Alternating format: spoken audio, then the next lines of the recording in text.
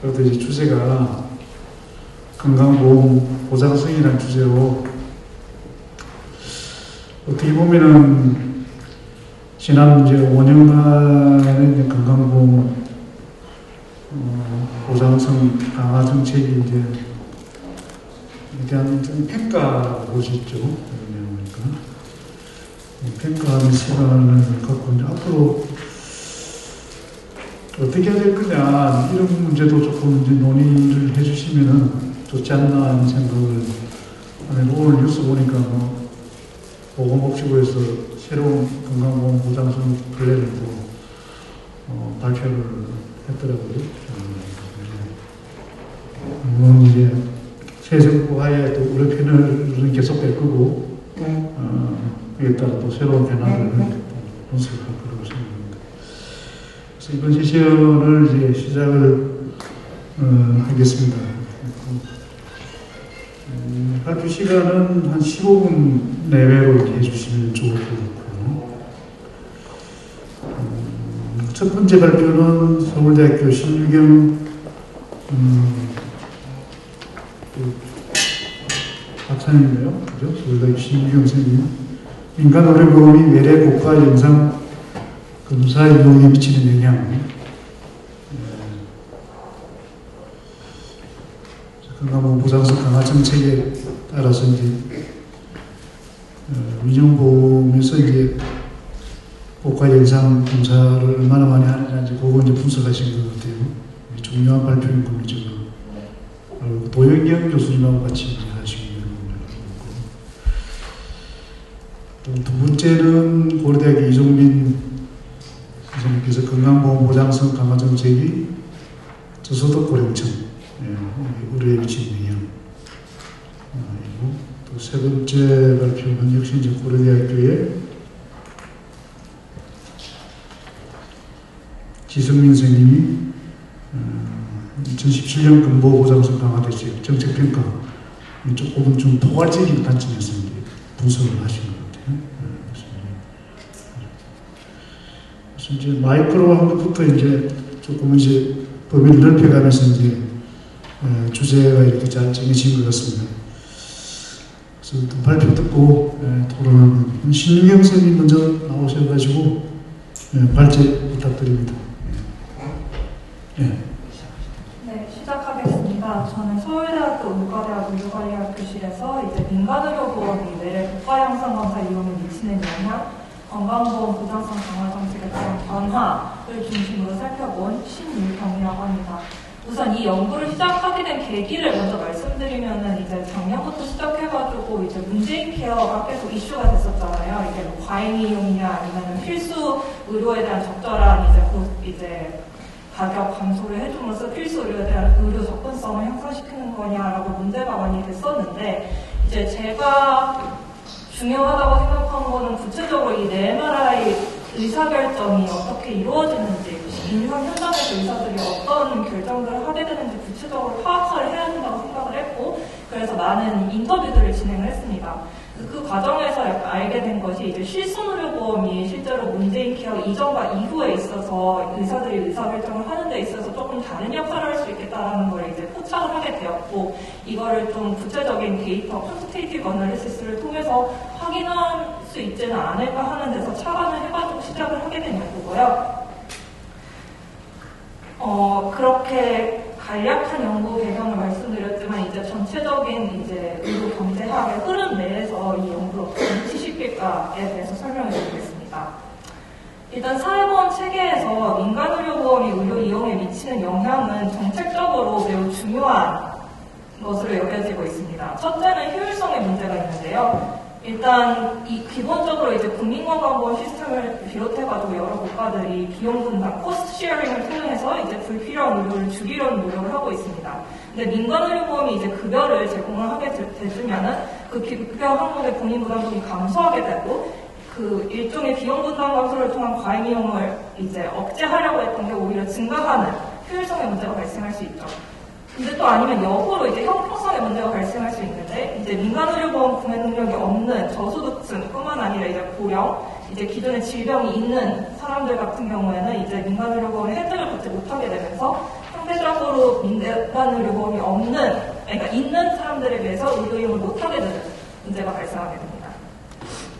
그런데 이제 이종보장 소위 그러니까 공보험이랑 사보험이 같이 공존하는 상황에서 의료 이용이 어떻게 달라지는지 살펴본 여러 연구들이 세계적으로 있었는데 이게 상당히 일관되지 않은 양상을 보였습니다. 어떤 데서는 이제 외래 이용이 증가하기도 하고 딱히 효과가 없는 걸로 나타나기도 하고 뭐 일반인의 방문 횟수가 늘어나거나 아니면은 딱히 효과가 없다 이런 식으로 얘기를 하고 있는데 이제 제가 살펴본 거는 이거를 이제 되게 보편적인 법칙으로 생각할 것이 아니라 이제 구체적인 의료 서비스의 종류라든지 그 의료 서비스가 민간의료보험 유형이랑 맺고 있는 관계라든지 아니면은 이제 해당 의료 서비스에 대해서 공보험이 보장하는 범위가 어떻게 설정되어 있는지에 따라서 이렇게 구체적인 제도적인 맥락을 고려해서 민간의료보험이 의료 이용에 미치는 영향을 분석해야지 좀 더 정확하고 구체적인 정책 대안을 마련할 수 있지 않을까 하는 생각에서 이 연구를 시작하게 되었습니다. 일단 민간의료보험 유형에 따라서 의료 서비스 종류별 유인 구조가 달라질 수 있는데요. 이제 많은 연구들이 그냥 단순히 Private Health Insurance랑 Healthcare Utilization 사이의 관계를 봤다면은 이 Private Health Insurance의 구체적인 운영 방식 예컨대 실손형 같은 경우에는 외래에서 특정 질환을 진단받은 경우와 상관없이 이제 급여를 지급하는 것인데 정액형 같은 경우에는 외래에서 특정 질환의 진단을 받거나 아니면 입원을 하거나 수술을 했거나 이런 경우에 대해서 이제 픽스드 베네핏을 제공을 해주는 거죠. 그러다 보니까 이제 각 유형에 따라서 의료 서비스 종류별 유인 구조가 달라질 수 있고 그래서 실제로 이제 과거 연구들을 보면은 외래 및 입원 이용에서는 실손형이 정액형보다 의료용이 더 많이 이루어지는 것으로 확인이 되었고 최근에 송윤아가 발표한 연구에 따르면은 이제 외래 이용 증가 효과는 실손형과 혼합형에서 나타났지만 정액형에서는 나타나지 않고 입원 일수 증가 효과도 혼합형에서만 나타난 것으로 드러났습니다.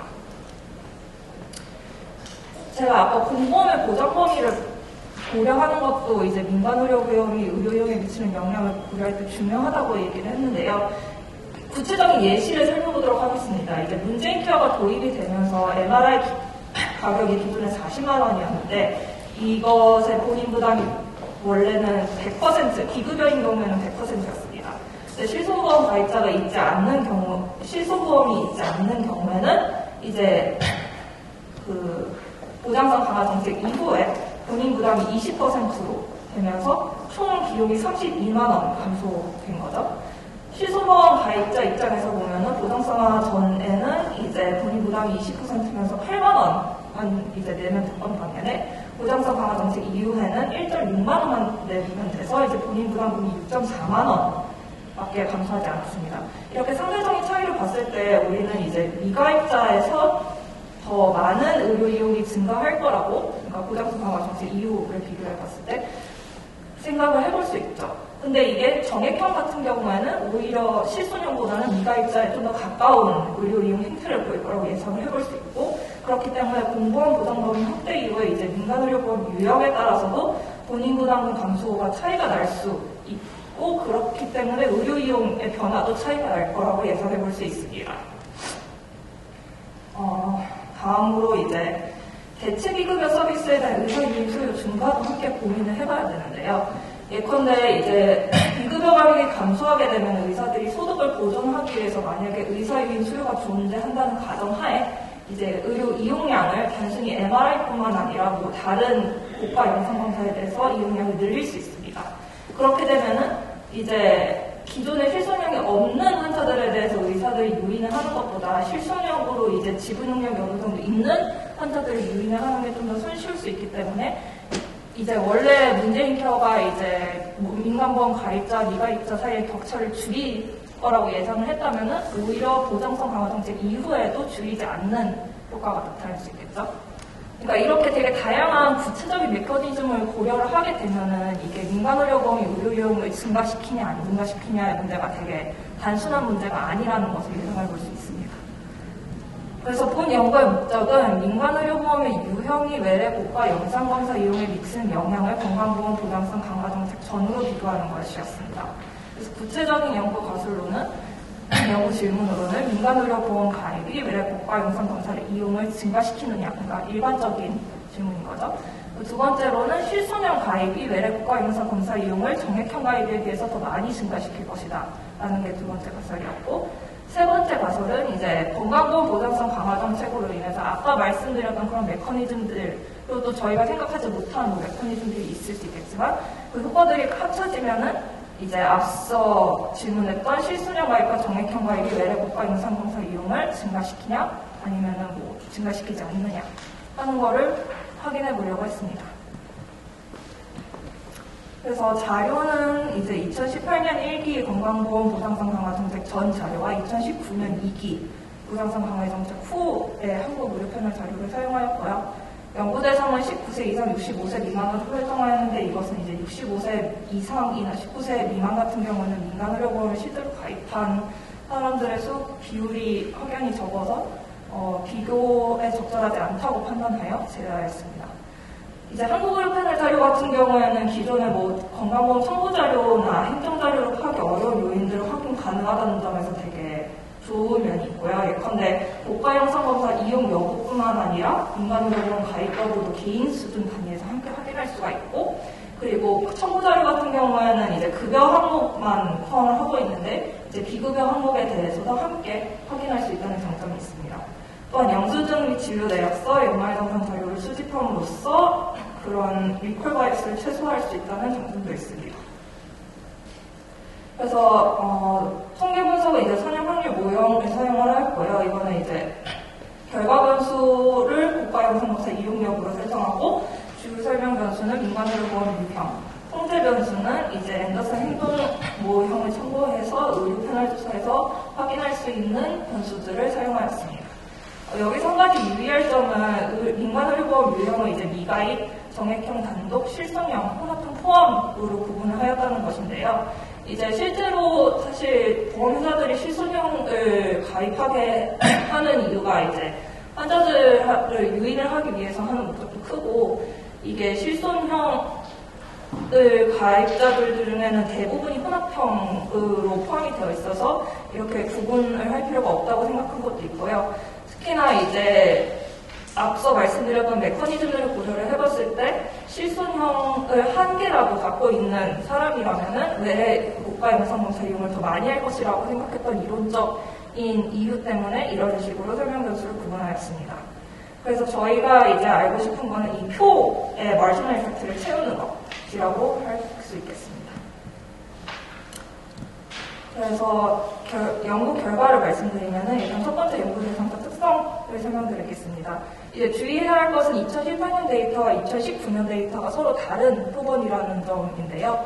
사실 이상적으로는 같은 표본이어서 같은 사람 내에서 비교를 했으면 좋겠지만, 하필이면 또 의료 패널 조사가 문재인 케어가 시행된 2018년을 기준으로 새로 2기를 구성을 하게 돼서 어쩔 수 없는 한계였습니다.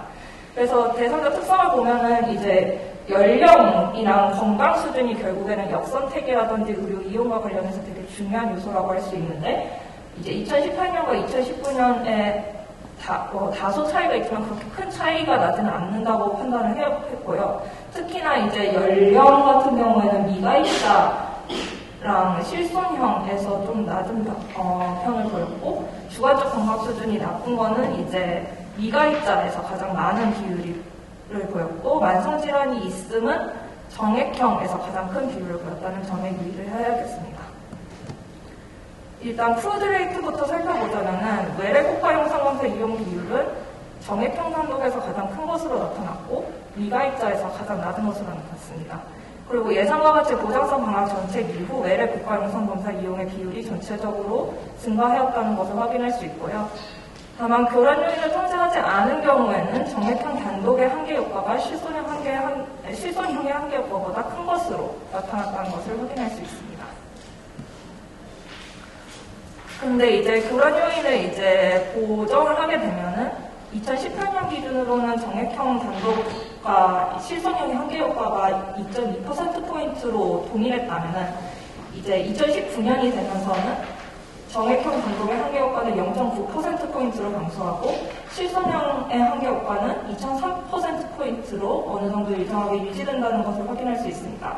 즉, 보장성 강화 정책 이전에는 이제 정액형과 실손형 모두 미가입자에 비해서 외래 국가영상검사를 더 많이 이용을 했던 반면에 이제 2019년 문재인 케어 이후에는 정액형 단독이랑 미가입자 사이에는 외래 국가영상검사 이용의 차이가 크게 나지 않았던 반면 실손형과에는 격차는 여전히 유지되고 있다는 것을 확인할 수 있습니다.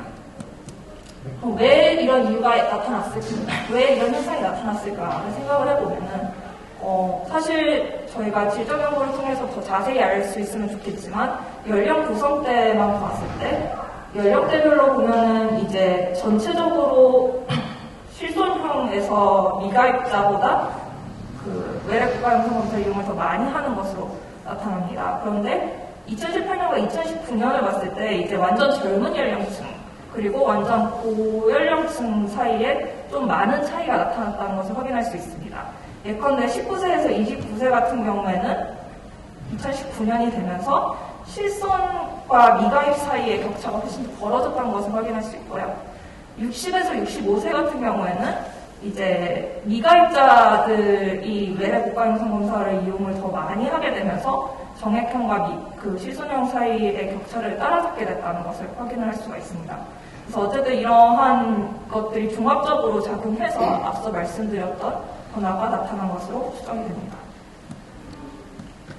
그래서 고차를 말씀을 드리면은 보장성 강화 정책 이전에 민간의료보험 가입은 정액형과 실손형 모두 외래 국가영상검사 이용 확률을 2.2%포인트 증가시켰다는 것이고 보장성 강화 정책 이후에 실손형 가입은 외래 국가영상검사 이용을 2.3%포인트 증가시켰다는 것입니다. 그러나 이에 반해 정액형은 0.9%포인트를 증가시켰으나 통계적으로 유의미한 효과를 확인할 수는 없었습니다. 보장성 강화 정책 이후 대부분의 연령대에서 민간의료보험 미가입자와 정액형 가입자 사이의 외래 국가영상검사 이용 비율 격차가 감소하였고 특히 60에서 65세에서 격차가 많이 감소하였습니다. 보장성 강화 정책 이후 대부분의 연령대에서 민간의료보험 미가입자와 실손형 가입자 사이의 외래 국가영상검사 비율은 격차는 많이 감소하지 않았고 특히 19세에서 29세에서는 격차가 오히려 증가하는 양상을 보였습니다. 어쨌든 이러한 현상들을 종합해서 보았을 때 앞서 말씀드렸듯이 민간의료보험이 특히 실손형 보험이 의료 이용을 증가시키는 효과가 문재인 케어나 보장성 강화 정책 이후에도 남아있고 이것은 곧 이중 보장책에서 발생하는 효율성, 이 형평성 문제가 여전히 남아있다는 것을 시사합니다. 사실 이게 왜 그럴까에 대해서 고민을 많이 하고 있는데 제가 여태까지 실행한 질적 연구 인터뷰들에 따르면 이제 실제로 의사들이 환자를 만날 때 실손보험이 있냐 없냐에 따라서 환자들이 자신의 증상을 호소하는 양상이 많이 달라진다고 합니다. 그러니까 애초에 실손보험 회사에서 환자한테 당신이 뭐 두통이 언제부터 있었고 이러이런 양상으로 있었고라고 말을 하면은 의사들이 그거를 급여 기준에 맞춰서 인정을 해줄 것이다 라는 식으로 이제 교육을 한다든지 아니면은 실제로 의사가 비급여로 처방을 하거나 아니면은 하여튼 비급여로 처방을 했을 때 실손보험회사에서 그것에 대해서 소송을 거는 사례가 있다든지 하는데 그러니까 이런 실손보험회사가 직접적으로 의사들의 어떤 의사결정 과정에 개입하는 것이 문재인 케어 이후에 더 두드러지게 나타난 것으로 이제 의사들이 보고한 바 있어서 그런 것도 영향이 있지 않을까 싶습니다. 그러나 연구의 한계를 말씀드리자면 일단 많이들 아시다시피 역선택이 발생할 수 있는 상황에서 의료 패널만으로 관측되지 않은 교란 요인을 통제하지 못하여 민간의료보험 가입이 외래 국가영상검사 이용에 미치는 영향이 과대 추정되었을 수 있습니다. 또한 구체적으로 어떤 메커니즘으로 인해 보장성 강화 정책 전후로 민간의료보험 가입이 외래 국가영상검사 이용에 미치는 영향이 달라졌는지에 관한 추가 연구가 필요해 보입니다. 그럼에도 불구하고 본 연구는 공보험 보장 범위가 확대되는 제도적 맥락 속에서 민간의료보험 유형과 의료서비스 종류에 따라서 민간의료보험이 의료이용에 미치는 영향이 달라질 수 있다는 것을 처음으로 보여줬다는 점에서 의의가 있습니다. 앞으로 이런 이정부장 세계에서 효율성 및 상대성 문제를 해결하기 위해 더 추가적인 기초자료 축적이 필요해 보입니다. 네, 이상입니다. 짧은 시간 안에 잘 설명을 해주신 것 같습니다. 예. 그 과거의 이제 연구들을 보면은 민간 실손보험이 이제 근보 지금 공적 건강보험이 보상하지 못하는 부분에 대해서 실손보험을 하니까 외래 이용이나 입원 이용 증가시키느냐 어떨 거냐 이렇게 분석들이 상당히 이제 일관된 결론은 안 나온 걸로 제가 알고 있거든요. 근데 이런 부분은 문재인 정부에서 MRI, CT 뭐 이쪽에 고가 검사 장비에 대한 이제 그 소위 이제 그 급여 기준이 완화돼가지고 상당히 이제 많이 이제 허용을 했죠. 그 와중에 실손보험까지 이제 들어왔을 때 우리가 이제 일반적으로 예상하는 결론하고 거의 유사한 결과를 이제 데이터로 이제 에비던스를 보여주는 게 이제 의미가 있다고 저는 이제 생각을 합니다. 그래서 이제 앞으로 이제 이게 오늘 뭐 정부 발표가 이쪽에 MRI, CT 쪽에 이제 정부가 이제 그거에 상당히 이제 좀 이렇게 후퇴할 것이라고 하는데 그랬을 경우에는 또 어떤 식으로 이제 환자들이 반응할지 이게 결국 환자보다는 아까 소개했지만 의사들이 어떤 비해를 보이느냐 이런 부분이 이제 상당히 이제 우리 관전 포인트 같습니다. 이제 그 뒤에 이제 강마영 최재규 두 분의 이제 의미 있는 토론을 좀 기대를 해보겠습니다. 두 번째 고려대 이종빈 선생님 발표 부탁합니다. 안녕하세요. 발표를 맡게 된 고려대학교 경제학과 석사과정 이종빈이라고 하고 제가 발표를 할 주제는 건강보험 보장성 강화 정책이 저소득 고령층의 의료에 미치는 영향입니다. 목차는 다음과 같이 우선 연구 배경을 소개하고 나서 정보를 소개드리고 분석 결과와 결론 및 한계점에 대해서 말씀드리도록 하겠습니다. 우선 연구 배경입니다. 한국의 건강보험제도 같은 경우에는 국민들이 부상을 입거나 질병을 입었을 때 병원에 가서 의료 서비스를 받는 경우에 일정 부담금만큼을 국민건강보험공단이 대신 내줌으로써 개별 국민들이 체감하는 의료비를 낮춰주는 정책입니다. 한국 정부에서는 2000년대 중반부터 이러한 이제 국민들의 건강 보장성을 강화하고 추가적으로 개별 국민들이 체감하는 어떤 의료의 가격을 낮추기 위해서 여러 정책들을 시행했는데요. 그럼에도 불구하고 2016년도 기준으로 봤을 때 아직까지도 한국의 어떤 가계 직접 부담 의료비 비율을 봤을 때는 OECD 평균에 비해서 좀 더 높고 특히 저희가 선진국이라고 생각하는 프랑스나 다른 국가들에 비해서는 아직까지도 조금 더 이제 가계가 직접 부담하는 의료 비율도 큰 것으로 이제 나오고 있습니다. 특히 이제 앞서서 기획 세션에서도 많은 분들이 말씀해 주셨다시피 한국 같은 경우에는 2019년 기준 전체 인구의 14.5%인 만 65세 이상 고령층의 외래 진료 횟수가 전체 외래 진료 횟수의 32.1%를 차지하고 있고 고령층의 진료비 지출은 전체 진료비 지출의 41%를 차지할 정도로 굉장히 어떤 고령층의 의료 행위가 전체 국민건강보험공단 입장에서 봤을 때 관심이 가는 요인이라고 할 수 있습니다. 그 중에서 특히 한국 같은 경우에는 2026년에 한국의 고령화율이 20%를 달성하고 이 이후로도 가속화해서 계속해서 고령화될 것으로 예측되기 때문에 그럼 고령인구의 의료급여 지출 증가도 가속화될 전망입니다. 한편 이제 어떤 건강보험과 의료비 지출과 관련해서 한 가지 척도로 볼 수 있는 게 재난적 의료비라는 개념이 있는데요. 개별 가구가 전체 소득 대비했을 때 일정 수준 이상을 의료비로 부담할 경우 가계 경제가 파산할 가능성이 높은데 이때의 의료비를 재난적 의료비라고 정의를 합니다. 이때 재난적 의료비의 어떤 구체적 기준에 대해서는 10%, 20%에서 40%까지 국가별, 상황별에 따라 조금씩 다를 수 있다고 보고가 되고 있지만 이런 재난적 의료비가 발생할 경우에 상대적으로 저소득층의 생계를 위협하고 빈곤층으로 추락하게 만들게 된다는 점에서 굉장히 국가적으로 큰 문제가 될 수 있습니다. 한국의 경우에는 재난적 의료비 경험 가구 비율이 전체 가구의 3.7%가량으로 OECD 16개국들 중에서도 매우 높은 수준이라는 보고서가 발간된 적이 있습니다. 이러한 상황에서 이제 지난 문재인 정부에서 건강보험 보장성 강화 정책을 통해가지고 크게 세 가지 방향에서 정책을 시행을 하였는데요. 비급여 항목을 줄이고 건강보험의 보장률을 상승시키는 방안, 그리고 취약계층의 의료비 부담을 완화시키는 방안, 그리고 세 번째로 이제 의료 안전망을 강화하는 세 가지 정책을 방향해서 정책을 크게 실시를 했습니다. 이 해당 정책은 과거 정부들의 보장성 강화 정책들에 비해서 상대적으로 큰 자원을 투자하는 정책인데요. 지금 약 30.6조 원으로 나오고 있는데 이는 과거에 있었던 어떤 다른 건강보험 보장성 강화 정책들에 비해서 굉장히 큰 금액이라는 것을 확인하실 수 있습니다. 그래서 일각에서는 이러한 정책으로 인해서 이 늘어날 재정 부담에 대해서 우려를 하고, 또 다른 연구들에서는 풍선효과, 즉 어떤 개별 병원들 입장에서 비급여 항목이 급여화될 경우에 병원들이 다른 비급여 의료 행위의 금액을 인상함으로써 그러한 수익을 보존하려고 하는 행위 때문에 어떤 그 건강보험성 보상성 강화 정책이 개별 국민들이 느끼는 어떤 의료 체감에 큰 영향을 주지 못할 것을 우려하고 있습니다. 따라서 많은 재원이 투입되는 만큼 국민들이 체감하는 실질 의료 행위의 변화가 존재하는지를 살펴보는 것은 중요한 문제라고 할 수 있습니다. 앞서 말씀드린 것처럼 본 연구에서는 특히 저소득층과 고령층이 굉장히 의료 행위에 있어가지고 중요한 계층이라고 생각하기 때문에 건강보험 보장성 강화 정책의 도입으로 해당 계층의 의료의 변화 발전들을 살펴보고자 합니다.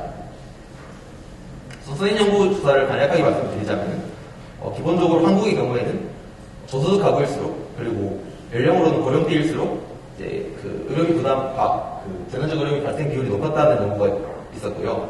그리고 이제 이중차분 모형을 사용해가지고 이러한 그 정책 효과를 분석하는 모형들에서는 과거에 있었던 환전 특례제도 같은 경우에도 비슷한 성격을 가진 정책인데 이러한 정책이 통계적으로 어떤 과부담 의료비 지출에 유의미한 영향을 주지 못했다는 것으로 분석이 된 연구가 있었고, 또한 이제 2005년도부터 2015년도 동안 기간에 건강보험 급여 진료비가 2.15배 상승할 동안 비급여 진료비가 2.72배 상승했다는 점을 들어서 이러한 비급여 풍선 효과가 건강보험 보장률 정체의 주요 원인일 수 있다고 지적한 논문이 있었습니다.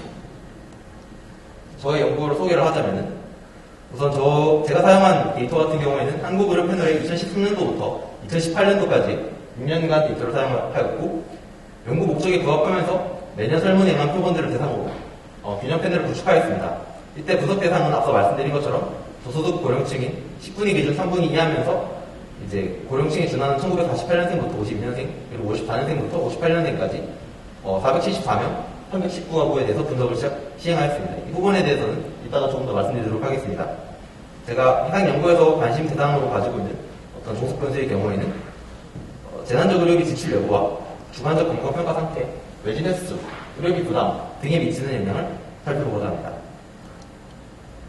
제가 사용한 방법론 같은 경우에는 이중차분 방법론인데, 해당 방법론을 간략하게 설명을 드리자면은 우선 어떤 시기별로 보았을 때 정책 시행 이전과 이후의 차이를 한번 변환을 하고, 그 다음에 어떤 그룹 간의 차이를 보았을 때 수혜 집단과 통제 집단 사이의 차이를 한번 차분을 한 다음에 이 두 차분을 한 번 더 차분함으로써 나오는 어떤 추정치를 저희가 정책의 인과 효과를 해석할 수 있다는 게 이중차분 방법론의 핵심적인 부분입니다. 그러나 이제 이중차분 방법론의 그 개수가 인과적 효과를 해석되기 위해서는 평행 추세 과정이라는 것을 성립해야 하는데요. 그것에 대해서 잠깐 설명을 드리자면은 평행 추세 과정이라는 것은 정책 수혜 집단과 규제 집단이 정책 적용을 받지 않았었다면 종속 변수의 추세가 유사했을 것이라는 과정입니다.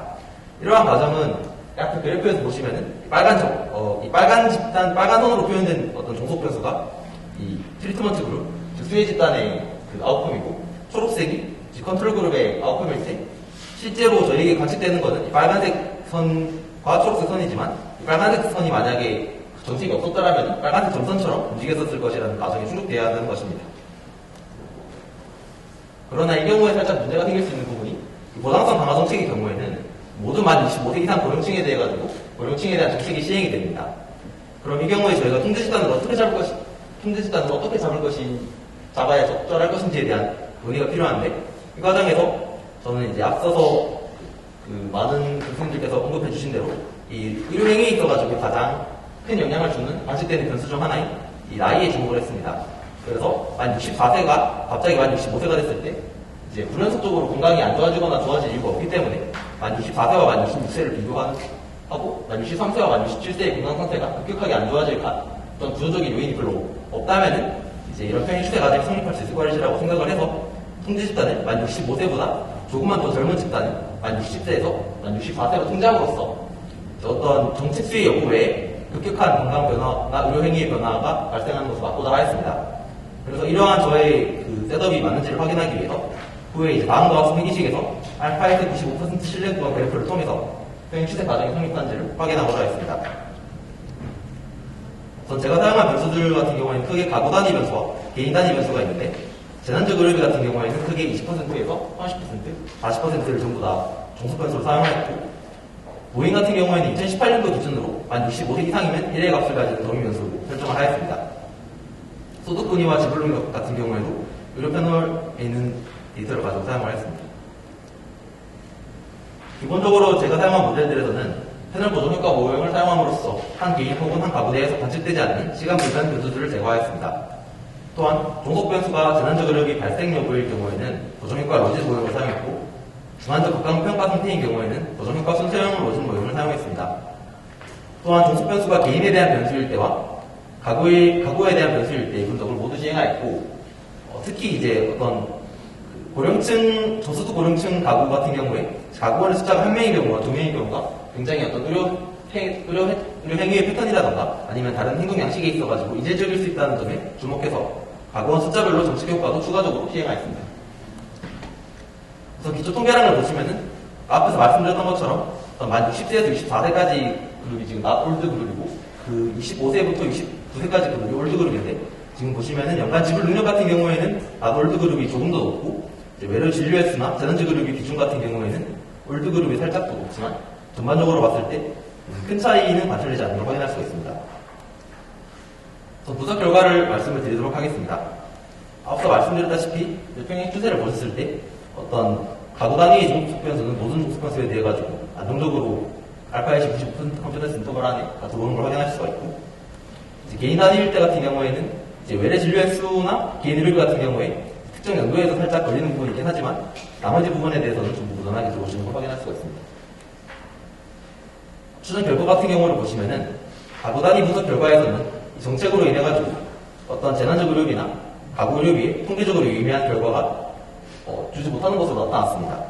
또한 개인 단위 분석 결과에서도 마찬가지로 그 정책의 효과가 개인 의료비나 주관적 건강 평가 상태, 외래 진료 횟수 등에 통계적으로 유의한 영향을 주지 못하는 것으로 나타났습니다.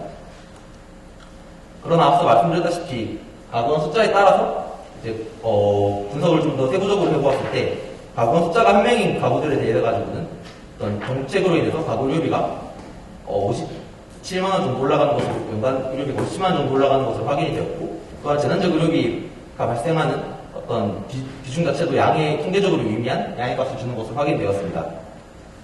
그러나 이러한 효과는 가구원 숫자가 2명인 가구에 대해서는 통계적으로 유의미하지 않게 나왔습니다.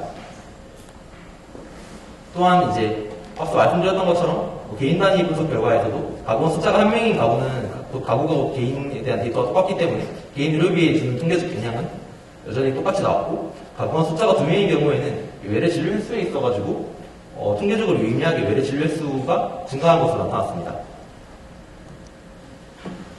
그래서 결론을 정리하고 한 점에 대해서 말씀드리도록 하겠습니다.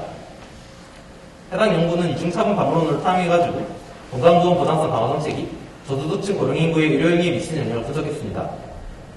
평행 추세 과정 확인 결과 가구와 일수를 구분하지 않은 모델에서는 모든 종속 변수에 대해서 평행 추세 과정의 성립함을 확인할 수가 있습니다. 또한 가구원 수를 구별하지 않은 경우에는 모든 종속 변수에 대해서 보장성 강화 정책 효과가 통계적으로 유의미하지 않았습니다. 그러나 가구원의 숫자가 한 명의 가구의 경우에는 정책으로 인해서 의료비 부담 및 재난적 의료비 발생률이 각각 증가했습니다. 이 경우에 이 결과를 어떻게 해석할지에 대해서는 제가 생각해봤을 때는 두 가지의 가설을 통해서 생각해볼 수 있을 것 같은데, 첫 번째는 앞서 말씀드렸던 것처럼 어떤 1인 가구에 대해 가지고는 이런 정책으로 인해서 불필요한 의료비나 아니면 비급여 진료비 때문에 의료비가 증가했다는 안 좋은 쪽을 해석할 수 있는 방법이 있는 한 가지 가설이 있고, 두 번째는 원래는 소득 때문에 자기들이 지불 능력이 부족해서 의료행위를 받지 못하던 노인분들이 의료행위를 받음으로써 정책의 혜택으로 이제 아플 때마다 좀 더 많은 의료행위를 할 수 있다고 또 생각해 볼 수가 있습니다. 그러나 해당 부분에 대한 어떤 구체적인 언급은 후속 연구를 통해서 밝혀내야 할 것입니다. 또한 이제 추가적인 한계로 해당 정책이 시행되고 나서 시간이 지남에 따라서 정책 효과가 본격적으로 드러날 가능성이 존재합니다. 그러나 안타깝게도 한국의료 패널은 19년도부터 2기 패널을 새로 구성했기 때문에 본 연구에서는 19년도부터 21년도의 정책 효과를 패널 모형을 사용해서 분석하기 어렵다는 한계가 존재합니다. 또한 건강보험 보장성 강화 정책 같은 경우에는 18년도에 있었던 정책 이후에도 계속해서 시차를 두고 여러 서부 정책이 추가적으로 시행되기 때문에 이러한 정책의 효과를 포괄적으로 평가하기 위해서는 어떤 18년도부터 21년도까지의 데이터를 모두 이용해서 분석을 다시 해보면 보다 정확하고 포괄적으로 단기간의 정책 효과를 분석할 수 있을 것입니다. 이상으로 발표 마치도록 하겠습니다. 그 흥미로운 논문이라고 저는 이제 개인적으로 생각을 해요. 나중에 토론자들이 할 텐데, 그 문재인 케어가 이게 보장성을 강화하는데 저소득 고령층을 타겟으로 보장성을 강화한 건 아니잖아요. 그래서 이 논문은 특이하게도 이 저소득 고령층을 이제 타겟으로 해가지고 의료에 미치는 영향이 그냥 상식적으로 생각할 때는 별로 영향이 없을 것 같은데 논문의 결론도 그 유사하게 나왔어요. 그래서 이제 제가 이제 사회자로서 던진 질문은 왜 정책 타겟 그룹을 저소득 고령층으로 했을까? 문재인 케어가 저소득 고령층의 보장성을 강화하는 정책은 굳이 아니잖아요. 그 부분 좀 설명을 해주셔가지고 나중에 좀 답변해 주시면 고맙겠습니다. 세 번째 역시 이제 고려대학교의 고려대학 보건대학원 출신입니까 전부 네, 일반 대학원이고요. 지성 선생님은 저는 경제학과 출신. 경제학과고 일반 대학원에 두 분 다 일반 대학원의 경제학과. 저는 보건. 저희도 보건대학원이고 그래요. 2017년 근무 보장성 강화 대책의 정책평가 이런 대학원생 논문 경기대에서 장례상을 수상한 작품입니다. 잘 써주시기 바랍니다. 시작합시다. 네, 안녕하세요. 저는 고려대학교 보건의료 경영에 대해서 공부하고 있는 지성민이라고 합니다. 저는 일단 보건의료 체계에서 행해지는 정책들에 대해서 이제 환자가 의료 이용 행태가 어떻게 변하는지, 그리고 공급자 측면에서 병원 경영 행태가 어떻게 변하는지에 대해서 이제 좀 호기심이 생겨서 의료 패널 자료를 활용을 했고요. 그래서 이제 선행 연구를 좀 보다가 2013년에 행해졌던 그 4대 중증 질환에 대한 보장성 강화 정책에 대해서는 이제 의료 패널을 통해서 이중차 분석을 통해서 이제 평가한 사례가 조금 있는데 2017년에 시행되었던 정책에 대해서는 왜 평가가 없는가라는 호기심으로 출발을 하였었습니다. 그래서 발표 구성은 이렇게 되었고 발표 시간은 한 10분 정도 소요될 예정입니다. 제 연구의 목적은 2017년에 시행된 이제 문재인 정부의 건강보험 보장성 강화 대책이 어떻게 평가될 수 있는지를 알아보고자 이제 다른 패널 데이터에서는 확인할 수 없는 건강보험 부담금 그리고 비급여 비용 그리고 본인 부담금을 확인할 수 있는 의료 패널 데이터를 통해서 평가하고자 접근을 하였습니다. 그래서 연구 방법론은 이제 그 집단을 구성했을 때 집단의 동질성을 확보할 수 있는 성향점수 매칭 방법과 그리고 이제 정책의 순수 효과를 평가할 수 있는 이중차이 분석을 방법을 활용하였습니다. 그래서 연구의 추진 배경은 저희가 이제 1977년부터 건강보험 보장이 시행된 이후에 이제 12년 만에 누구보다 빠르게 이제 전국민 건강보험을 달성했는데요. 이에 따른 이제 부작용으로 항상 제기되어 있던 이제 낮은 제한적인 급여 범위와 그리고 이제 비급여 진료비 같은 이유로 이제 높아져 있는 본인 부담금에 대해서 이제 어떻게 해결할 수 있나라는 접근 아이디어 차원에서 시작을 했고, 그리고 이제 선행연구에서는 이제 2005년부터 이제 시행되었던 건강보험 보장성 강화 정책이 2018년까지 어떻게 변화되었는지를 조금 단편적으로 평가하는 것들이 있어서 가져와 봤습니다.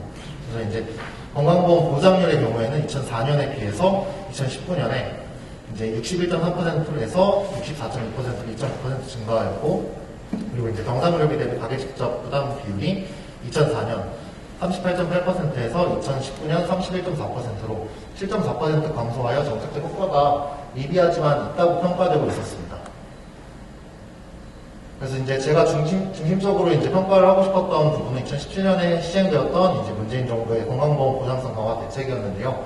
이 중에서도 이제 제가 중심적으로 보고 싶었던 부분은 이제 의학적 비급여를 전면 급여화했던 부분과 그리고 이제 비급여 풍선 효과를 막기 위해서 비급여 목록책을 도입하고자 했던 부분을 평가하고 싶었습니다. 그래서 이제 연도별로 추진되었던 정책의 세부 내용들을 살펴봤을 때 이제 2017년과 2018년에 시행되었던 부분만 제한적으로 제가 평가할 수 있다고 생각이 들었고, 그 중에서도 2018년에 이제 선택진료 폐지라든지 그리고 2, 3인실 상급병 실료 인하 그리고 상복부 초음파 및 뇌혈관 특수검사 MRI 급여화 이 부분은 이제 병원급 이상의 의료 이용자에게만 해당이 될 것이라고 제가 정의를 내려 이제 그 DID 분석을 적용할 때 있어서 이제 집단의 선정이 매우 중요하다는 부분을 앞에 선생님께서 잘 말씀해 주셨는데, 그래서 집단 선정에 있어서 이제 상용치료원이라고 이제 설문을 하고 있는 의료 패널의 문항 중 상용치료원이 병원급 이상이다라고 말한 의료 이용자를 정책 수혜 집단이라고 정의하였습니다. 그래서 분석 자료는 한국의료 패널 자료를 활용을 하였고요. 그래서 패널 자료 중 2016년과 2018년도 데이터를 사용하였습니다. 그래서 2016년을 기준으로 이제 정책 수혜 집단과 비수혜 집단을 구분하기 위해서 성향점수 매칭을 방법을 사용을 했고요. 그래서 매칭 방법을 활용해서 이제 동질성을 먼저 확보하고, 그리고 2016년에 구성된 정책 수혜 집단과 비수혜 집단을 기준으로 동일한 대상자를 2018년에 매칭을 하여 균형 패널 자료를 구축하였습니다. 그래서 구축된 자료를 활용해서 이제 그 2017년에 개입된 평균 처치 효과를 확인하기 위해서 이제 비급여와 건강보험 부담금 그리고 본인 부담금의 변화를 평가하였습니다. 그리고 제가 사용한 변수는 아래 분석 모형을 통해서 확인하실 수 있는데요. 그래서 앞에 말씀드렸듯이 2016년과 2018년 데이터 중 2017년에서 이제 2016년과 2017년, 2018년 세 개년도에서 이제 상용 실원이 모두 이제 변화되지 않고 일정했던 집단 1,621명을 대상으로 하였고요. 그 중에서 이제 병원급 이상이라고 응답한 371명이 있었고, 그리고 보건소와 의원급을 이용한 1,024명이 있었습니다.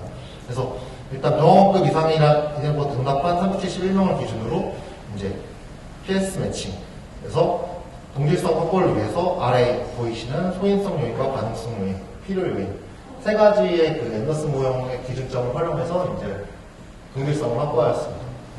그래서 집단 구성을 312명이라고 동일하게 이제 각각의 두 개의 집단을 구성한 뒤 마찬가지로 이제 건강보험 부담과 비급여 지출, 본인 부담 세 가지 변수의 변화를 측정하여 평균 개입 효과를 측정을 해보았습니다. 이 표는 그 성향점수 매치 전후에 대한 결과표인데요. 여기서 보실 수 있는 점은 이제 매칭 전에는 이제 성별과 그리고 교육 수준, 소득 수준, 그리고 만성질환 유무, 건강보험 가입 형태에서 모두 이제 유의미한 차이가 있는 것을 확인할 수 있었고, 매칭 이후에는 유의성이 다 떨어지면서 차이가 없는 것으로 확인할 수 있었습니다. 성향점수 매칭한 다음에 이제 매칭 질을 검증하기 위해서 제가 선택한 방법은 이제 퍼널 밀도 추정 분포와 그리고 이제 성향점수에 대한 히스토그램 분포를 활용해서 확인을 했고요. 위에 보이시는 두 개의 표가 이제 매칭 전에 대한 표이고, 아래 보이시는 두 개의 표가 매칭 이후의 표로, 매칭 전에 비해서 이후에 이제 동질성이 확보되었던 점을 확인하실 수 있었습니다. 그리고 첫 번째 분석으로는 이제 단순하게 이제 2017년 전후로 그 평균 의료비 지출이 어떻게 변화되는가를 파악을 해봤었는데요. 그래서 간단하게 보시면 정책 시행 이후 이제 건강보험 부담금 비급여 그리고 본인 부담금 세 가지 모두 이제 정책 수혜 집단에 비해서 정책 비수혜 집단에서 높은 증가폭을 확인할 수 있었고요. 그 중에서도 특히 비급여 변화를 봤을 때 이제 정책 시행 전에 비해서 정책 시행 이후에 정책 수혜 집단이 정책 비수혜 집단보다 평균 의료비가 낮아지는 것을 확인할 수 있었습니다. 이 부분은 통계적으로 유의했다는 점도 함께 포함됩니다. 그리고 이제 성향점수 매칭 이후 이제 DID 분석을 직접 적용했을 때 결과표인데요. 건강보험 부담금의 경우에는 연령이 높을수록 유의가 높게 나타났고, 그리고 과부원이 많을수록 교육 수준이 초등학교 졸업에 비해 대학 재학 이상일수록 유의하게 낮게 나타났습니다. 그리고 비급여의 경우에는 남성이 유의하게 높게 나타났고, 그리고 과부원이 많을수록 배우자가 있을수록 유의하게 낮게 나타났습니다. 본인 부담금의 경우에는 연령이 높을수록 높게 나타났고, 과부원이 많을수록 낮게 나타났습니다. 여기서 이제 주의 깊게 보실 점은 이제 시기 변수와 집단 변수와 상호교차인데요. 이제 건강보험 부담금과 본인 부담금 두 가지 변수에서는 이제 시기 변수랑 집단 변수에서만 유의성이 나타났고, 상호교차에서는 통계적으로 유의성이 나타나지 않았었습니다. 다만 이제 비급여에서는 시기 변수, 집단 변수, 상호교차 세 가지 모두 통계적 유의성이 나타나는 것을 확인할 수 있었습니다. 따라서 이제 앞선 결과를 통해서 세 가지 이제 결론 및 논의점을 도출하였는데요. 일단 첫 번째는 비급여의 평균 변화를 살펴봤을 때 이제 정책 시행 이전에는 정책 수혜 집단이 비수혜 집단보다 높았지만 정책 시행 이후에 정책 수혜 집단이 비수혜 집단보다 낮아짐에 따라서 이제 병원급 이상의 비급여 지출이 감소했다는 것을 확인할 수 있었고요. 이거는 이제 정책 세부내용에 포함되지 못한 이제 의원급의 비급여 생산효과 등에 대한 관리라든지, 그리고 정책이 단계적으로 시행됨에 따라 제가 이제 적용했던 한계성이 있던 부분 등에 의해서 이제 병원급 이상의 비급여 비중이 의원급 이하의 비급여 비중보다 낮아지는 역전 현상이 확인되었다라고 생각하였고, 이후에는 이제 전체 비급여의 지출 비중이 40%를 차지하는 이제 의원에 대한 관리가 조금 더 필요하다라고 할 수 있습니다. 그리고 다음으로는 성향점수 매칭 이후 이제 DID를 적용했을 때 결과에 대해서 보면 건강보험 부담금과 본인 부담금에서는 이제 사원교체항에서는 유의미한 차이가 확인되지 않아서 이제 두 개 변수에 대해서는 정책적 영향이 나타나지 않았다고 평가할 수 있습니다. 다만 이제 비급여 변화에서는 시기 변수와 집단 변수, 사원교체항 세 가지 변수에서 모두 유의미한 차이가 확인되어 이제 2017년 비급여의 급여화를 주된 목표로 시행된 건강보험 보장성 강화 대책이 긍정적인 효과를 나타낸 것으로 평가할 수 있습니다. 이제 함의점과 향후 과제를 조금 정리해봤는데요. 일단 제 논문의 결국 함의점을 두 가지로 요약해보면 첫 번째는 2017년부터 2018년까지 단계적으로 적용된 비급여의 급여화에 대한 정책적 순수 효과가 긍정적으로 평가할 수 있다는 점과 그리고 다음으로는 이제 앞서 이제 13년에는 많은 평가가 이루어졌지만 17년에는 이제 TSM DID 분석 공부를 통해서 정책 평가를 시행된 첫 번째 논문이라는 함의점을 갖고 있습니다. 그리고 한계점으로는 2018년에 분석 기간을 한정해서 이제 2017년에 2018년과 단계적으로 적용된 정책만을 반영하고 있고, 그리고 그것조차도 사실은 충분한 시간을 갖고 반영된 데이터가 아니다 보니 충분한 효과를 반영하지 못했다는 한계가 있습니다. 그리고 다음으로는 이제 비급여과 급여에 맞춰진 집단 부분으로 이제 비급여 정책뿐 이외에 이제 본인 부담금 완화라든지 재난적 의료비에 관한 정책 내용의 평가를 반영하지 못했다는 한계가 있습니다. 따라서 향후에는 본인 부담금 완화와 재난적 의료비에 대한 정책 수획 내용과 예비급여 항목을 세부적으로 고려할 수 있는 정책 효과에 대한 평가가 필요하다는 점을 시사합니다. 이상으로 발표 마치도록 하겠습니다. 일단 토론자분이부터 이제 보건사회연구원의 박나영 부위원님께서 먼저 토론을 좀 해주시기 바랍니다.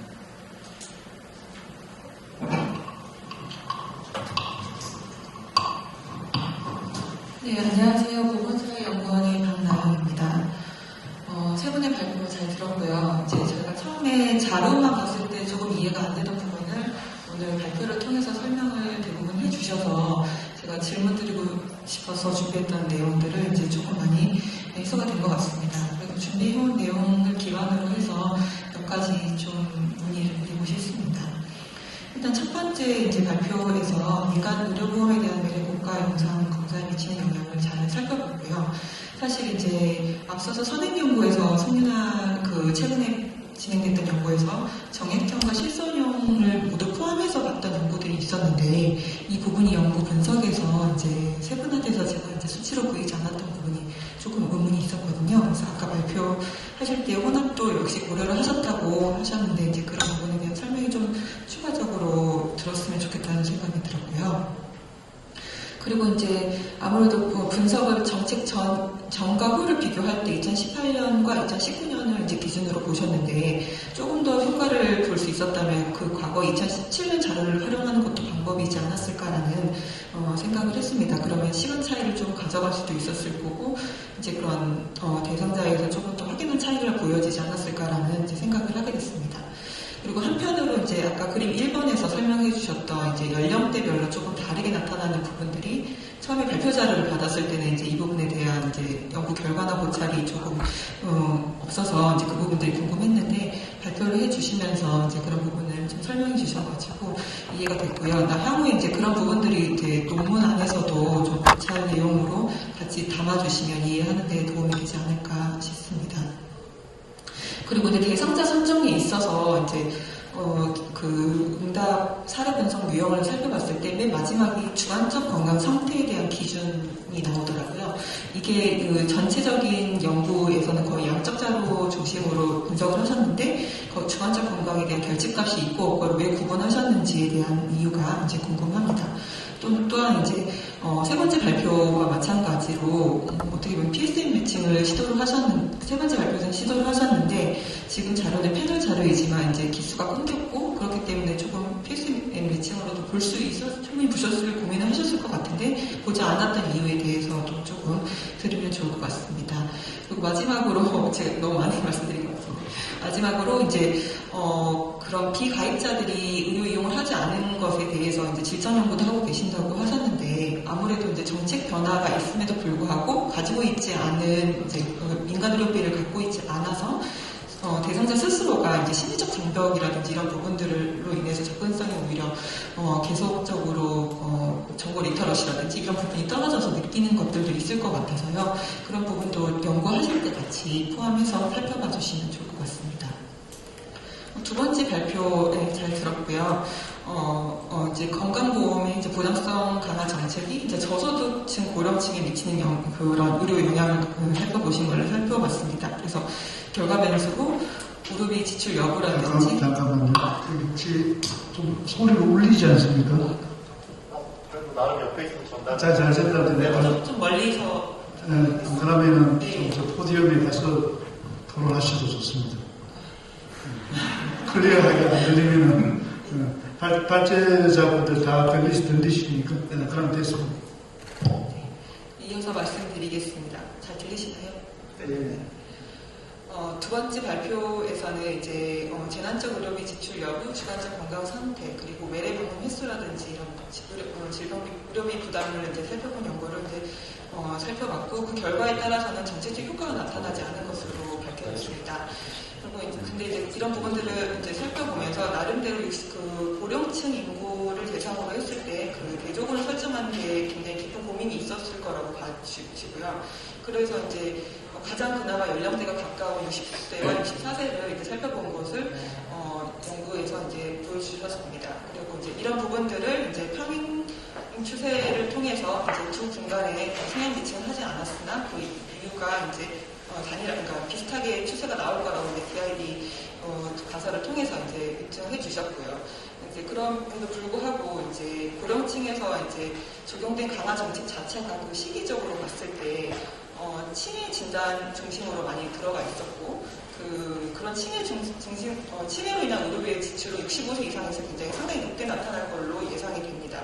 근데 그에 반해서 60세에서 64세에서는 아무래도 치매 의료 이용 빈도가 낮았을 거고 처음부터 그렇기 때문에 이제 치매 의료 이용이 낮은 집단에서의 의료 혜택이 들어가든 안 들어가든 그거에 대한 효과는 크게 영향을 미치지 않았을까를 이제 한편으로 이제 그런 생각이 이제 발표를 드리면서 한번 하게 됐고요. 이제 그런 부분을 어떻게 생각하시는지에 대한 의견을 좀 듣고 싶습니다.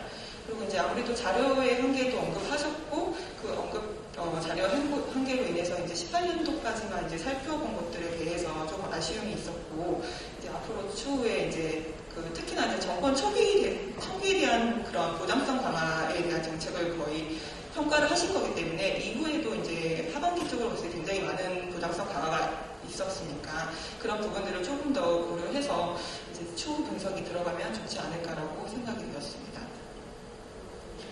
세 번째 이제 지성 선생님께서 발표해 주신 2017년도 건강보험 보장성 강화 정책 평가를 이제 살펴보면 2016년과 2018년도 의료 패널 자료를 활용하신 것을 확인했습니다. 그리고 정책 변화의 차이를 살펴보기 위해서 상용치료원을 기준으로 해서 병원급과 이제 그렇지 않은 비수혜 진단을 구분한 것들을 보게 되고 이 부분도 역시 굉장히 고민이 많으셨을 거라고 생각이 듭니다.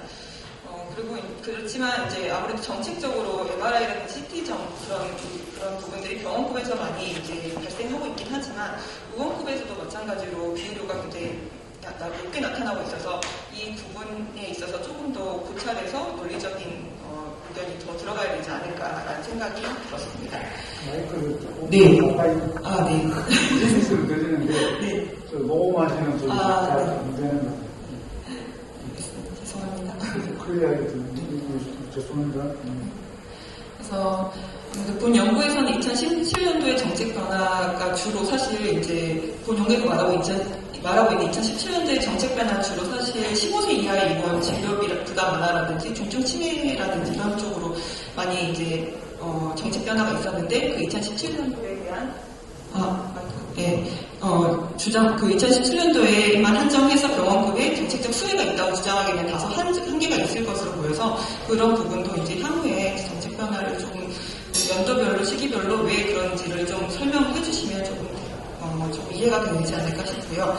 마찬가지로 PSM 매칭과 DID를 잘 이제 보셔서 이제 이런 것들을 평가하신 거에 정말 의미가 있다고 생각이 들고 2018년도나 22년까지 이제 다양한 정책들을 장기적으로 향후에 이제 평가할 수 있으면 좋을 것 같습니다. 그리고 한 가지 더 제안을 드리자면 제목이 조금 2017년도 정책 안에서 병원급과 의원급을 이제 비교하는 거기 때문에 제목이 조금 더 구체화돼서 제시가 되면은 이제 독자로서 읽을 때 좀 기대하는 있을 것 같습니다. 감사합니다. 감사합니다. 공보공단의 그다음 최진규 의원 이어서 통화하시겠습니다. 네, 안녕하세요. 이 소중한 자리에 같이 참여하게 돼서 영광이고요. 모든 발제자분들께서 요즘 핫 이슈인 흥미로운 주제로 연구를 수행하신 것 같습니다.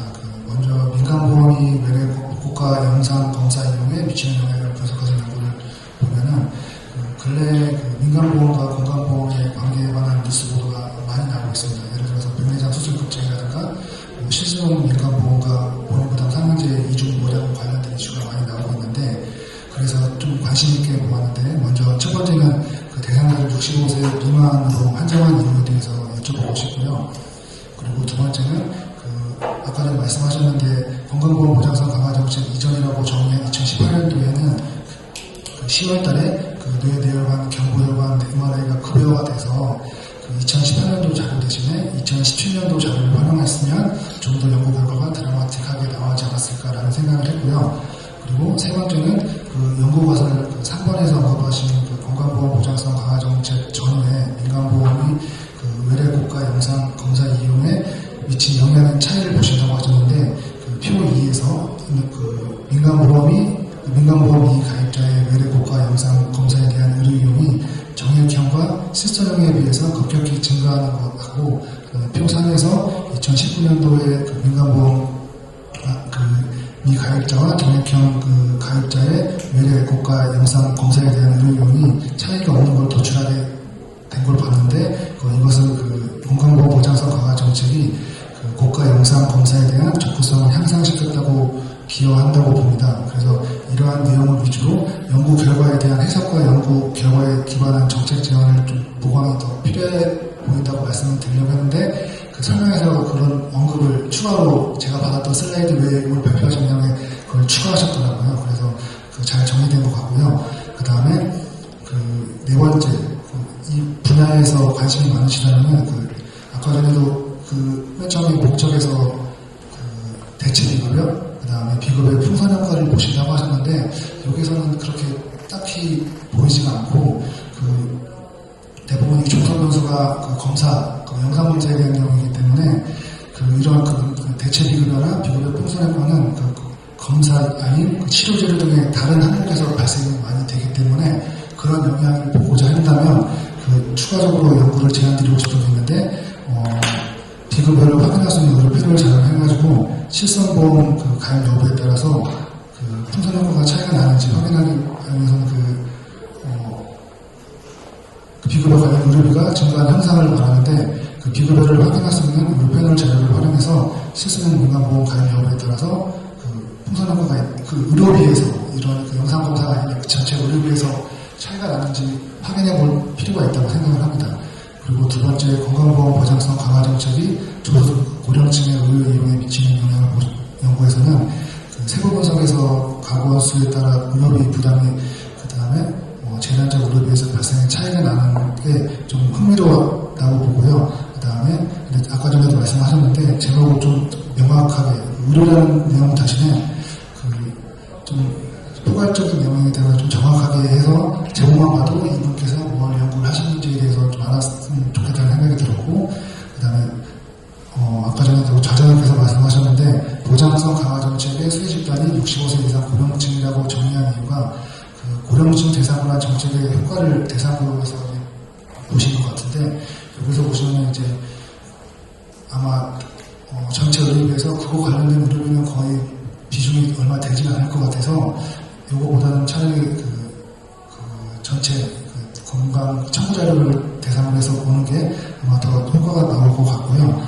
그 다음에 대조군은 준고령층이 아니라 고소득 65세 이상 고령층으로 해서 건강보험 보장성 강화 정책이 저소득에 미치는 효과를 보는 게 더 나을 것 같다는 생각을 했고요.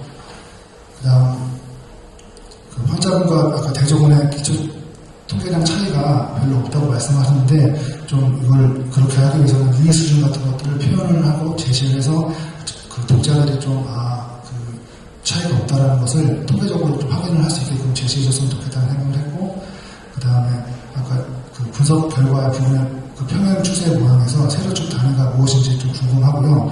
그 다음에 가구 단위에서는 0점 위아래로 고르게 분포했는데 개인 단위에서는 0점 아래 혹은 위로 집중적으로 분포하는 거에 대해서 어떻게 생각하시는지에 대해서 여쭤보고 싶습니다.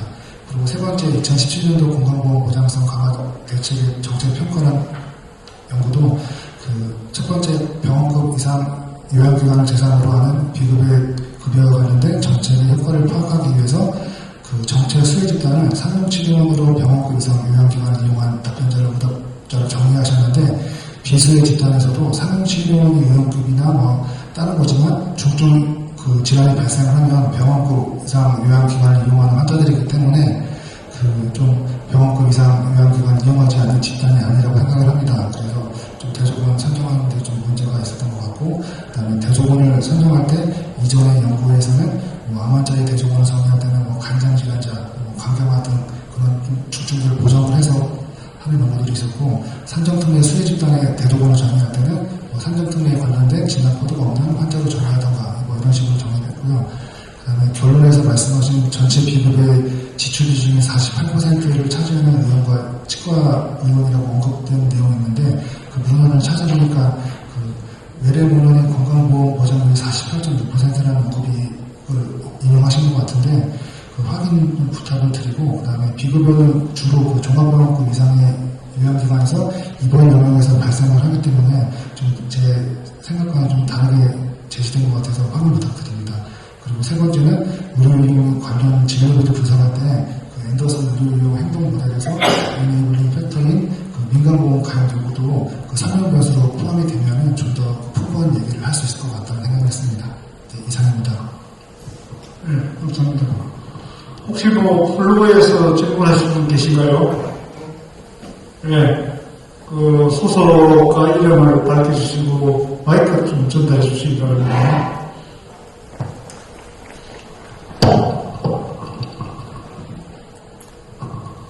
네, 안녕하세요. 저는 국회 예산정책처에서 근무하고 있는 안수지라고 합니다. 먼저 건강보험 보상성 강화라는 주제가 저에게도 굉장히 실무적으로 좀 많이 가까이 다가오는 주제라서 정말 많은 연구들을 해주셔서 정말 감사드리고요. 제가 몇 가지 말씀을 드리고 싶은 건 먼저 첫 번째 연구에서 이제 국가 영상검사라고 하셔서 분석을 해주셔서 그리고 특히 이제 어떤 진짜 병원 관계자의 그런 질의 응답을 통해서 실질적으로 그런 행태가 나타나고 있다는 것을 확인하셨다는 것도 많은 의미가 있을 것 같은데, 실질적으로 국가 영상 검사 중에서도 이제 소비자가 좀 선택을 할 수 있는 그런 가능한 항목들이 있고, 아니면 이제 정말 공급자의 판단에 많은 영향을 미치는 그런 항목들이 있을 것 같아서 그 항목 간에 사실 그런 보장성 효과의 차이가 좀 많이 나타날 것 같아서 추후 연구에서 이런 좀 구분된 연구도 진행하면 좋을 것 같다는 생각을 했고요. 또 한 가지는 이제 실손가입자를 이제 구분하셔서 하셨는데, 만약에 이제 보장성이 강화된 이후에도 만약에 실손보험을 신규로 가입했다고 하면 사실은 그만큼 또 역선택의 가능성이 또 더 높을 것 같다고 생각이 되어서 만약에 이제 그런 효과가 있다면 해당 개수가 좀 과대 수정이 되었을 가능성도 있는 점을 좀 고려를 하시면 좋겠다는 생각을 했는데, 사실 이제 2018년도 기준으로 끊겨서 그런 제한점이 있으셨을 거라고 생각이 됩니다. 그래서 추후 역시 데이터가 확보가 가능하시면 패널 자료를 활용하셔서 분석을 하시면은 그런 역선택의 가능성을 통제를 하실 수 있을 것 같고요.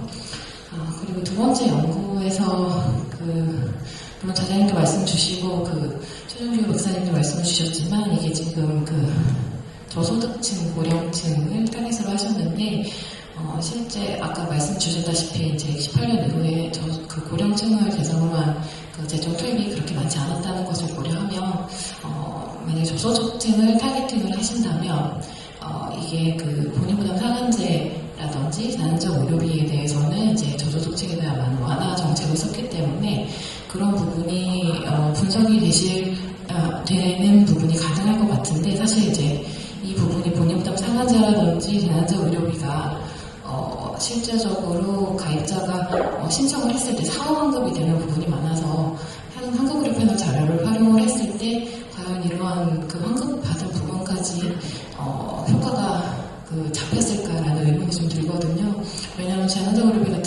이제 최대 1년 이상도 걸리기 때문에 그런 실질적으로 본인이 지출한 의료비에 대해서 환급받은 부분을 보장성 강화 효과로 생각한다면 그것까지 이제 방송에 반영된 금액을 고려하시는 게 좋지 않을까 그런 생각을 했고요.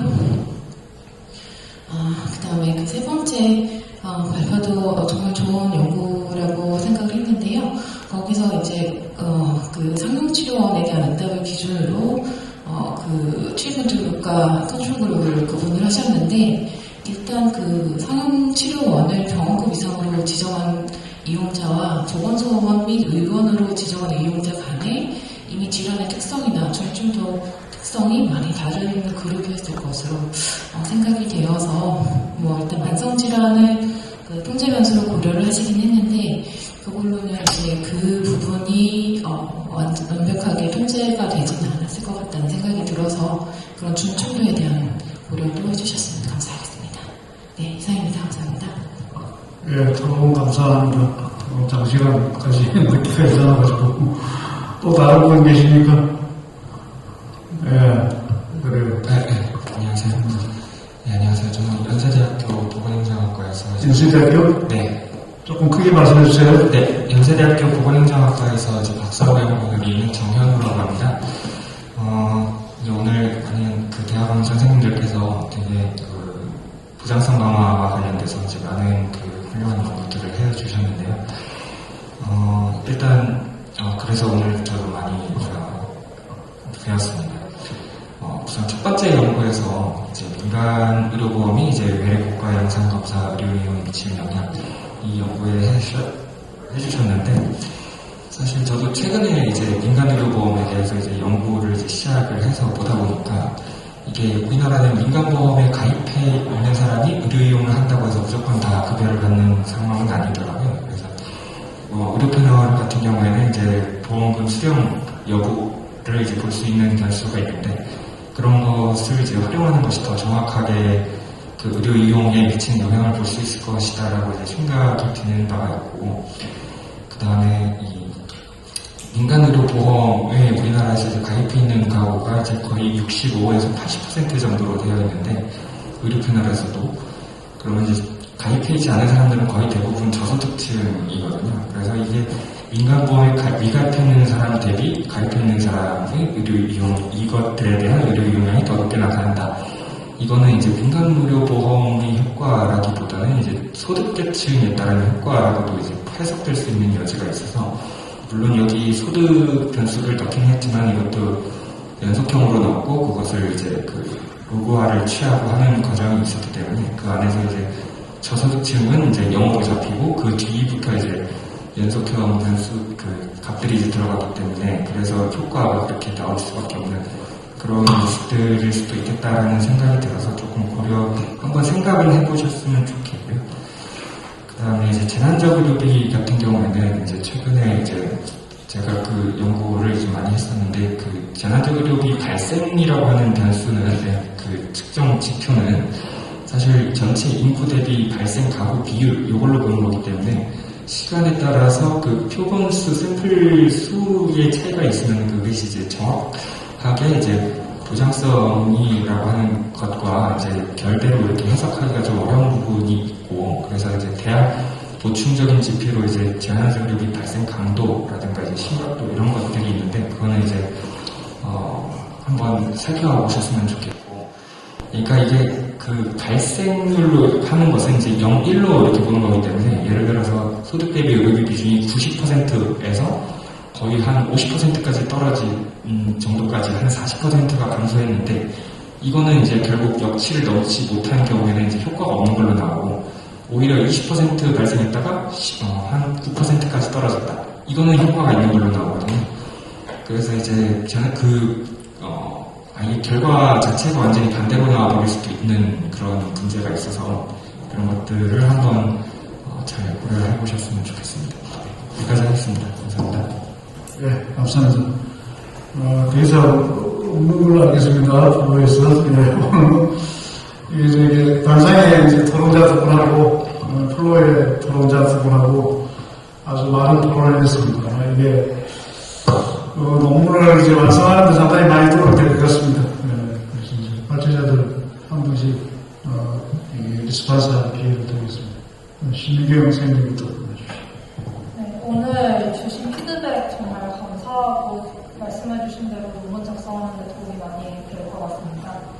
일단 첫 번째로 아까 2018년 자료 활용하는 것에 대해서 말씀을 해주셨는데 말씀드렸다시피 이제 1기 채널과 2기 채널 특성이 차이가 큰 것도 있고 가장 중요한 거는 이제 두 비교 집단의 동질성을 최대한 어떻게 확보하느냐인데 이게 2018년 10월에 보장성 강화 정책이 시행된 시점 전후로 최대한 가까운 시기에 있는 그룹을 비교하는 것이 비교 가능성을 높이는 데 도움이 된다고 해서 그렇게 비교를 했고요.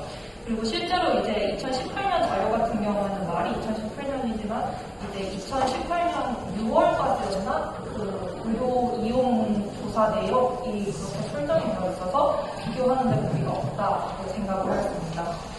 다음으로 이제 그 컴플리트 케이스 어널리시스를 위해서 이제 주관적 건강이 결측시인 경우를 제외했는데 이게 딱히 이론적인 이유가 있어서 그걸 제외했다기보다는 변수 중에 이제 결측할 수 있는 것으로 주관적 건강 수준이 상당히 많이 있어가지고 그거를 반영하기 위해서 제외했던 것 같고요. 그리고 아까 프로펜시티 스코어 매칭을 말씀을 해주셨는데 사실 제가 봤을 때는 근본적으로 이제 그 관측되지 않은 베리어블로 인한 컴파운딩 문제를 사실 프로펜시티 스코어 매칭으로 해결할 수가 없기 때문에 이거를 뭐 수행을 할 수는 있겠지만 그걸로 인해 얻을 수 있는 어떤 추가적인 이득이 그렇게 크지 않다고 판단해서 직관적으로 이해할 수 있는 리그레션을 바로 돌렸다는 점 말씀드리고 싶고요. 그리고 65세 미만 한정 같은 경우에는 이제 아까 말씀드렸다시피 65세 이상의 고령층 같은 경우는 우리나라는 민간의료보험 가입자의 비율이 매우 적고 그 특성이 매우 다르다고 판단을 해서 제외를 했는데 향후 연구에서는 이제 그런 고령층 내 리신 그러니까 내 자체에서 따로 분석을 하는 것이 더 의미 있는 정책 대안을 제출을 하는 자료가 될 수 있을 것이라고 생각합니다. 그리고 비급여 생산 효과 같은 경우에도 제 생각에는 매우 중요한 연구 주제가 될 수 있고 추가적으로 별개의 연구가 필요한 상황이라고 생각을 하고요. 그리고 아까 말씀드렸다시피 이 역선택의 문제는 기본적으로 뭐 리그레션이나 이런 거를 해결할 수 없는 문제여서 근데 자료의 제한적인 성격을 봤을 때 그래도 그 연구 결과가 의미 있다고 생각을 하고 그럼에도 불구하고 해석할 때 말씀하신 것처럼 과잉 추정의 가능성을 유의해서 그러니까 이게 실손형이 아까 플러스 2.3%포인트 증가시키는 효과로 나타났는데 이게 사실 더 적게 나타날 수도 있고 아예 효과가 없는 것처럼 나타날 수도 있다는 점 유의를 하면 좋을 것 같은데 근데 그럼에도 불구하고 사실 그러면 이 현상을 어떻게 설명할 것인가 그러니까 정액형에서는 우리가 예상한 대로 이론적으로 예상한 대로 그 미가입자와의 그 격차가 감소했는데 실손형에서 여전히 유지되는 현상을 어떻게 설명할 것인가를 생각을 해보면은 역선택으로 인한 어떤 과잉 추정의 가능성이 그래도 적지 않을까 하는 생각이 듭니다.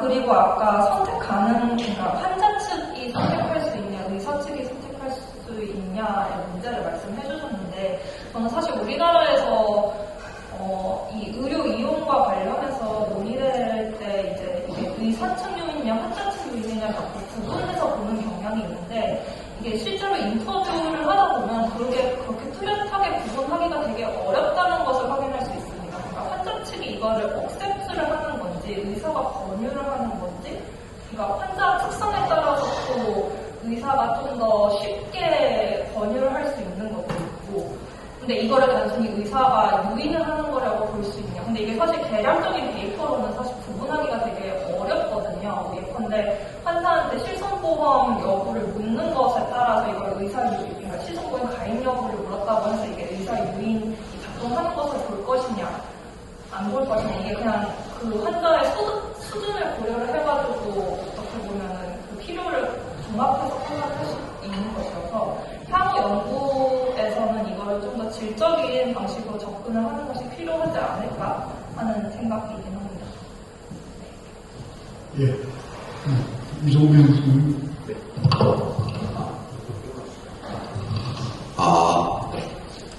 우선 아까 그 전원님께서 먼저 질문 주셨던 것처럼 왜 하필 이 정책의 적용 대상이 굉장히 광범위한데 왜 저소득 고령층으로 하셨냐고 하셨는데 그 문제가 제가 제일 처음에 이제 연구를 시작할 때 있어가지고 어떻게 좀 구체화시킬 수 있을까에 대해서 고민을 하다가 제 나름대로는 이제 아까 보시면은 또 의료행위라는 것 자체가 20대, 30대, 40대 때까지만 해도 이제 연간 의료 방문 횟수나 의료 지출액이 굉장히 작은데 50대, 60대를 넘어가면서 급격하게 증가하기 때문에 좀 상대적으로 이제 고령층이 아닌 인구에 대해 가지고는 저희가 의료라는 게 어떤 일반적인 재화와 성격이 좀 다르잖아요. 아플 때만 이제 병원에 가서 치료를 받음으로써 효율을 얻지 아프지 않은데도 병원을 갈 이유가 별로 없기 때문에 상대적으로 좀 더 자주 아프시고 병원에 대한 수요가 높으신 분들에 대해서 이제 연구 분석 대상으로 삼으면은 아무래도 좀 더 이제 어떤 효과가 실제로 국민들이 체감하는 효과와 좀 더 비슷하지 않을까라고 생각을 해서 고령층으로 선정을 하게 됐고 저소득층 같은 경우에도 제가 처음에 선정했던 이유는 유사하게 이제 소득이 많으신 분들 같은 경우에 사실은 정책이 시행되지 않더라도 충분히 어떤 특수한 희귀질환이나 아니면 중증 질환이 아니라면은 어떤 병원을 가는 의료 행위에 있어가지고 크게 차이점이 없을 거라고 생각을 했기 때문에 이제 제가 처음에 타겟을 그렇게 잡았던 것인데 아까 앞서서 이제 추정기 연구위원님께서 말씀해 주셨던 것처럼 그런 부분을 통치 집단으로 삼을 때 있어가지고 조금 더 생각해야 될 부분이 있을 것 같고 다음에는 그런 부분들도 좀 더 보충을 해야 될 것 같다는 생각을 하게 됐고 또 아까 박나영 연구위원님께서 말씀해 주셨다시피 어떤 치매나 그런 부분들에 대해 가지고 저는 이제 상대적으로 표본이 그렇게 크지 않기 때문에 어떤 그런 부분을 제가 제대로 고려를 하지 못했었는데 실제로 제가 연구 분석 대상으로 삼은 표본들 중에서 어떤 치매 질환이나 그런 환자들의 분포나 아니면 실제로 얼마나 많은 사람들이 걸려있는지 그런 것들을 고려를 해서 조금 더 추후에 이제 발전을 시켜나가야 될 필요가 있을 것 같다고 생각을 했습니다. 또 아까 청중분들께서 이제 좋은 코멘트를 많이 주셨는데 그 중에서 제가 재난적 의료비에 대해서 정확하게 모르는 개념이 있었는데 그런 부분도 잘 말씀을 해주셔가지고 제가 좀 더 추후에 공부를 해보고 나은 연구를 할 수 있도록 해보도록 하겠습니다. 감사합니다. 마지막으로 지성민 선생님. 네, 저도 이어서 답변드리겠습니다. 일단 많은 코멘트들 내용들이 제가 그 연구를 시작함에 있어서 이제 설계함에 있어서 제일 고민 많이 했던 부분들이랑 같이 겹치는 것 같아서 역시나 이제 아직 제가 많이 연구에서 많은 해결 답안을 내리고는 있지 못하구나라는 절감을 했고요. 다만 이제 거기에 대해서 조금 이제 해결 방안으로 조금 제 생각을 말씀드리자면 일단 그 전에 이제 첫 번째로 이제 박나연 선생님께서 첫 번째로 질문 주셨던 이제 왜 2019년 데이터가 있는데 그건 사용하지 않았을까라는 의문점에 대해서는 일단 제가 이제 그 사용치료원에 대한 응답을 기준으로 이제 사용자 매칭을 이제 사용을 했는데요. 이제 이게 사용치료원의 응답이 매해년도 이제 유지가 되어야 되고 그러다 보니까 유지가 되었을 때 그 자료 구성이 이제 균열 편형으로 이제 구축이 되어야 된다고 첫 번째로 생각을 했습니다. 그러다 보니까 이제 18년도부터 이제 19년도로 넘어간 단계에서는 그 대상자가 분절되기 때문에 그 데이터는 사용할 수 없었다는 판단을 내렸었고요. 그리고 이제 다음으로는 대부분 공통적으로 코멘트를 드린 부분인데 일단 이 보장성 강화 정책이 본인 부담금이나 취약계층 완화 등도 포함되고 있는 그 큰 맥락 틀에서 이제 제가 고안했던 그 방법이 병원급 이상의 이제 의료 이용자가 비급여의 급여화뿐만 아니라 다른 본인 부담금이나 중증 질환, 치매 부담금을 포함할 수도 있지 않느냐라는 질문에 대해서도 저도 많은 고민을 했었는데요. 그래서 제가 이제 결론적으로 내린 판단은 사실은 그냥 비급여의 급여화에 대한 꼭지점만 가지고 평가를 하는 부분이었습니다. 그러다 보니까 결과 부분에서도 사실은 제 결과에서도 건강보험부담금이나 본인부담금에서는 사실 그 정책적 효과가 나타나지 않는 것으로 평가가 되었었고요. 그래서 이제 그 부분에 대해서는 조금 더 말씀해 주신 바와 같이 이제 제목에서 조금 더 구체적으로 언급을 하든지 조금 더 보완할 수 있는 방안을 생각해 보도록 하겠습니다. 그리고 마지막 코멘트 중에 하나가 그 앤더슨 모형에서 만성질환 환자를 고민하면서 추가적으로 중증도도 함께 고민하면 좋겠다고 코멘트를 주셨는데 그 부분도 함께 더 보완해서 풀페이퍼를 작성할 때는 발전을 시키도록 하겠습니다. 좋은 코멘트들 너무 감사했습니다. 예, 감사합니다. 오늘 시시를 이제 마무리를 해야 되거든요. 이 보건정책 논문에서 건강보험 보장성을 수술하는 부분들이 굉장히 많아요. 주로 행평성에 관련된 이제 것들이 많죠. 그런데 대부분 우리나라 이제 보건대학원에서 이제 그 선생님들이 가르치고 하는 게 이제 보상성 강화했을 때 소득 개선에 뭐 여러 가지 이제 행평성이 있냐 없냐 그런 건데 사실 이게 건강보험 보상성이라는 게 이게 비행별 게임이잖아요. 환자하고 이제 공급자 프로바이더가 있고 우리나라 또 굉장히 강력한 또 프로바이더가 있고 프로바이더도 이제 여러 타입이 있고 해서 회의별 수과제를 또 하기 때문에 상당히 이제 분석이 굉장히 어려워요. 보상성이. 그러니까 원래 기대했던 정책의 효과가 제대로 나타나지 않는 부분이 많아요. 근데 기존의 논문들 보면은 야 보상성 강화했는데 오는 부담 오히려 늘어나고 재난 어렵이 이렇게 계속되지 않더라. 뭐 이런 논문들이 이제 많이 나왔죠. 그래서 이제 문재인 케어는 우리나라 이제 그 노무현 케어 이후에 그래도 이제 가장 강력하게 이제 시행한 정책이었는데 이제 어떻게 보면은 안타깝게도 비급여를 이제 잘 통제를 못했기 때문에 이 상황에 이제 왜곡된 이제 결과가 나오기도 하고 그 와중에 실손보호도 워낙 또 강력하게 이제 시장에서 백화해가 일어나고 건강보험의 이제 보상성 효과를 굉장히 이제 어떻게 보면은 뭐랄까 왜곡시킨다 그럴까요? 그래서 이제 앞으로도 이제 문케어가 저는 자료 문제도 있었지만 문케어에 대한 그 정확한 이제 그 연구 결과들이 앞으로 계속 쏟아져 나올 거로 생각하고 이제 젊으신 분들이 이런 문제에 관심을 가지고 이제 논문을 많이 쓰시면 좋을 것 같고요. 저는 이제 그런 생각해요. 이게 논문이 이제 보상성 논문에 어떻게 보면은 그 유사한 주제들의 논문들이 많이 나왔다, 제가 평가는. 그래서 이제 사실 우리가 이제 궁금해하는 부분이 있어, 포인트들이. 프로에서도 그런 질문들이 좀 있었는데, 정말 알고 싶은 부분이 있는데, 좀 연구 질문이죠.